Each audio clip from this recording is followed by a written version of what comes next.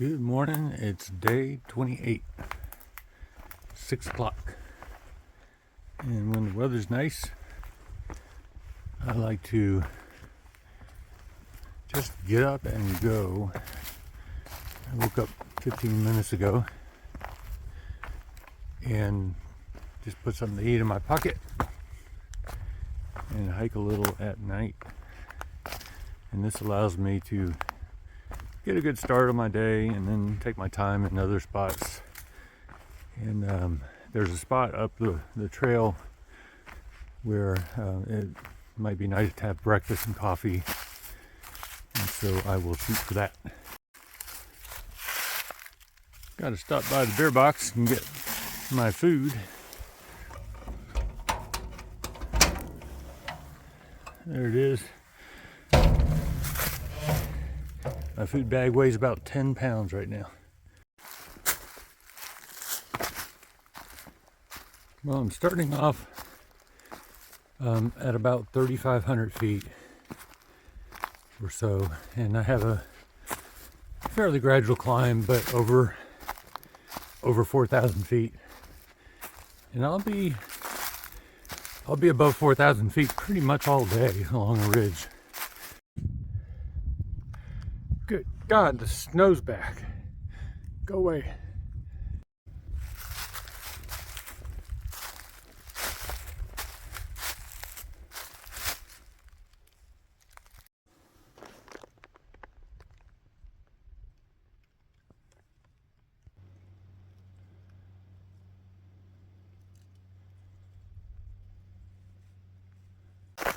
Why won't you melt?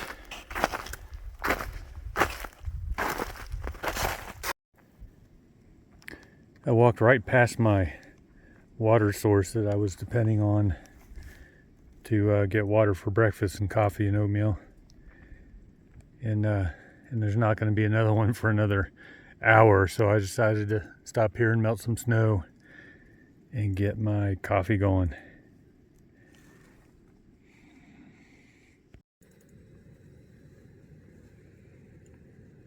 There's going to be some debris in there, but I'm going to boil it.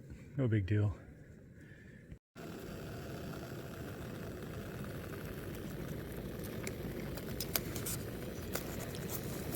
M&Ms and oatmeal. I don't have a problem with that. Wow, today, so far the trail has been rocky and slow going. This view was really hard to find and get to. It's called Black Stack Cliffs. And I am looking off to the north over a broad valley. And I really, look in this direction, I'm really getting the sense that I'm starting to get far from my home in Atlanta. It's kind of neat. These cliffs are made from quartzite, which is it starts out as a sandstone, and then it gets heated and cooked way beneath the surface. And it being sand, or really glass, silicon dioxide, it's really hard, and so that's what's holding up this whole ridge. It's resistant to erosion, and over time it's formed a ridge. And you can see the layers have been tilted, and they're from left to right, they're tilted up. Also, this is a great spot to view the transition between the Blue Ridge, which is rock that's much older, and looking out on the horizon, the Valian Ridge, younger rock, still old, but much younger. And let me see if I can zoom in. And just as you can imagine by the name, you get these long linear ridges and valleys that trend from the southwest to the northeast, and you really see that all along the Valian Ridge portion of the Appalachian Mountains. I hope you enjoyed that moment of geological science.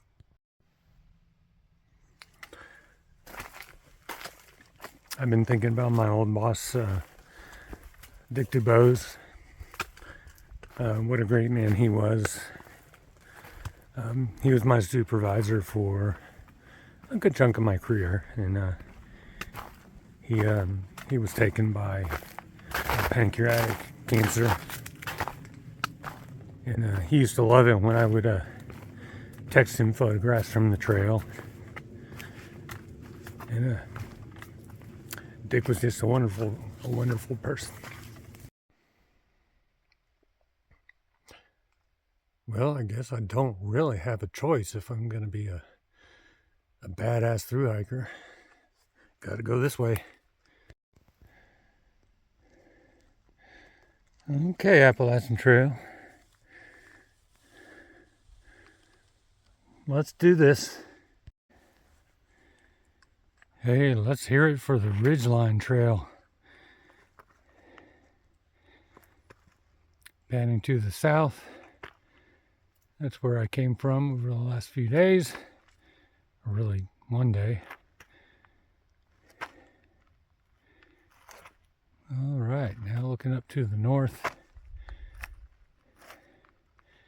and northeast, which is where I am going.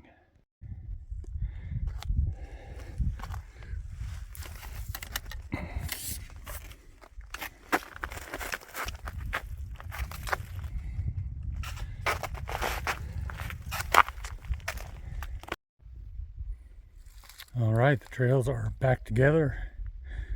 That Ridgeline Trail is no joke.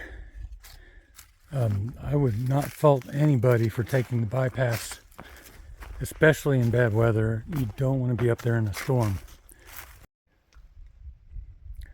Lunchtime at Jerry Cabin Shelter. Midwest Sherpa stayed there last night. I'm probably behind them by about 6 hours. I like it here. It's got good feng shui. Midwest Sherpa is getting picked up and shuttled forward over an 80-mile stretch that he's already done. So that's why I won't be seeing him anytime soon. Oh, and look at that.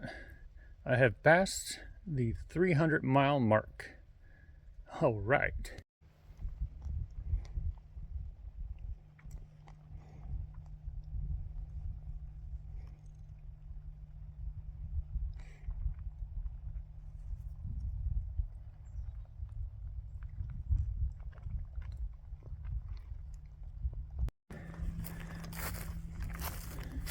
I do like coming out onto these open fields out of the woods. I think it's pretty neat. There's a marker for somebody's ashes that were spread around here. Howard Bassett, age 83, died in 1987, and he hiked the trail in 1968. Who named this thing? Someone's 6-year-old? Well, I know it's going to be rough, but I can't take the bypass. I have to find out if there's something up here that looks like a big butt.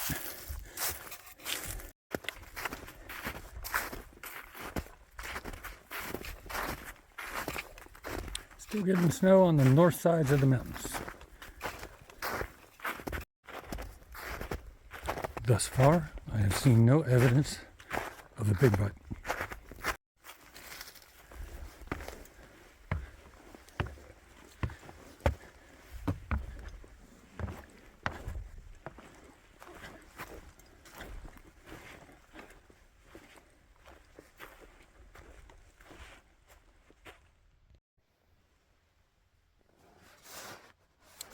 Okay, wrapping up day 28.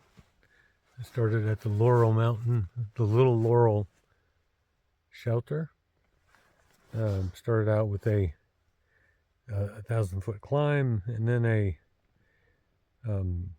really slow going ridge walk. Lots of great views, It was clear, and so I ended up 18.5 miles, and there wasn't a shelter where I wanted to go, and so I'm just camping out in the woods, and so I'm in my tent, and it's late, and I'm gonna go to sleep soon. A couple of things.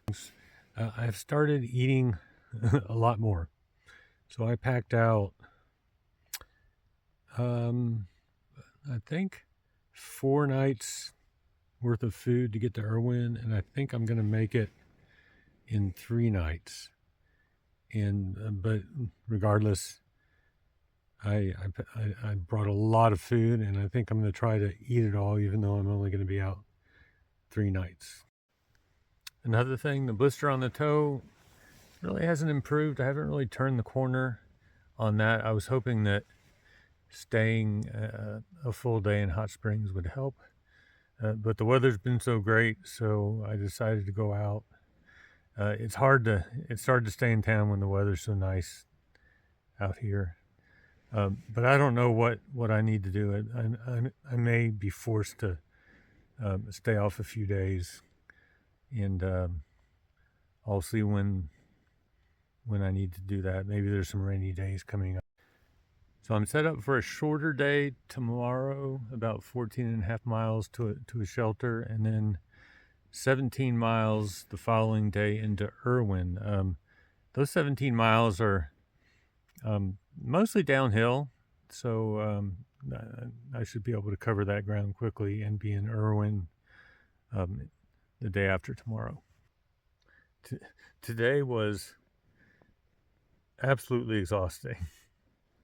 So I'm going to go to bed, and I'm not going to get up at any particular time. I'm going to wait till I feel like getting up. Good night.